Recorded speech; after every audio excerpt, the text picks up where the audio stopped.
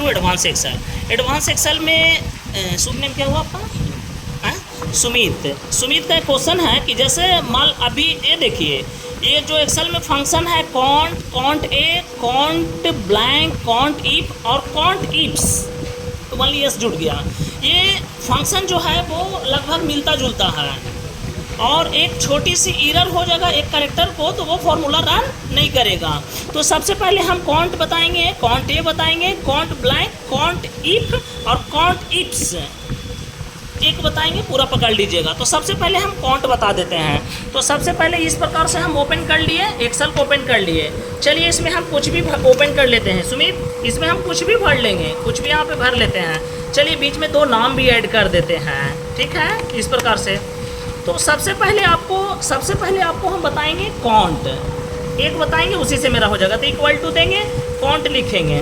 Can't मैंने होता है वो गिनना, ये क्या करेगा, हम जितना भाग को सेलेक्ट करेंगे वो क्या करेगा, आपको उतना भाग को गिन देगा। लेकिन अगर इसमें आप कॉन्ट अगर ए लगा देते हैं इसी फॉर्मूला में आप खाली कॉन्ट ए लगा दीजिए। क्या लगा दीजिए, कॉन्ट ए। अगर इसी फॉर्मूला में केवल कॉन्ट ए लगाते हैं तो वो क्या करेगा, बीच में देखिए 2 नाम, एक नाम ऐड हुआ है रामू नाम का, उसको भी ऐड कर लेगा। तो पहले से 5 था, अब मेरा कॉन्ट ए कर दिए तो कितना हुआ, अब कितना हो गया कॉन्ट ए में, अब मेरा कितना हो गया कॉन्ट ए में 6। क्यों, क्योंकि बीच में एक नाम है उसको भी ऐड कर लिया। तो इसी प्रकार से हम कॉन्ट ब्लैंक चलाएंगे। कॉन्ट ब्लैंक में आपको, कॉन्ट ब्लैंक में ये बताएगा, कॉन्ट ब्लैंक में आपको ये बताएगा कि बीच में कितना घर खाली है। मान लेते वो एब्सेंट है तो वो बता देगा, वो ब्लैंक में चला जाएगा। उसके बाद है कॉन्ट इफ।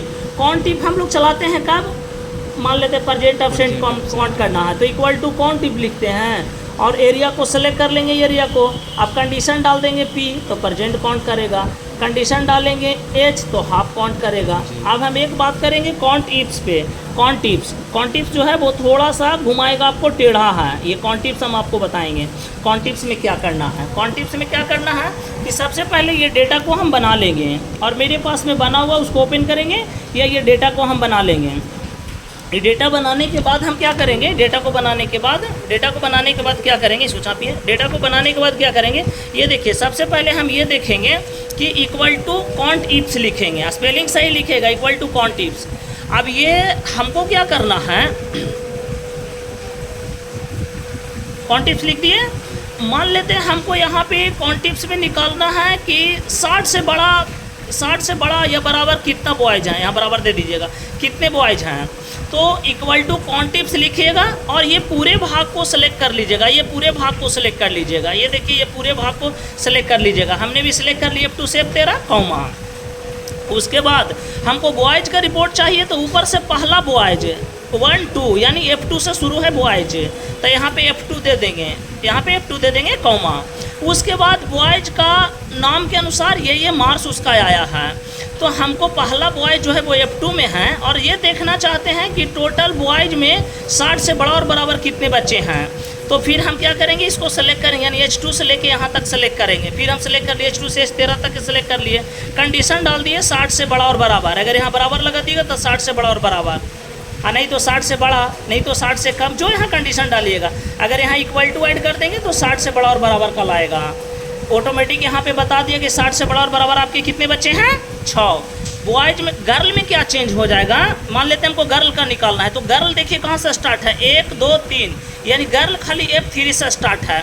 इस फार्मूला में खाली F3 हो जाएगा। ये देखिए, ये ध्यान रखिएगा, अगर F4 कर दीजिएगा तो एक गर्ल का रिजल्ट ही नहीं आएगा, यानी रेनू नाम के जो विद्यार्थी हैं वो छूट जाएंगे।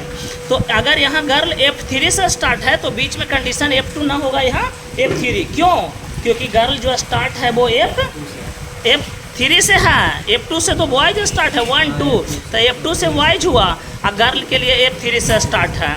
तो यहाँ पे गर्ल की संख्या बता रहा है यानी बॉयज की संख्या, फॉर्मूला सेम होगा, खाली लॉजिक ध्यान दीजिएगा। तो धन्यवाद, इस प्रकार से कॉन्टिप्स कर लीजिए।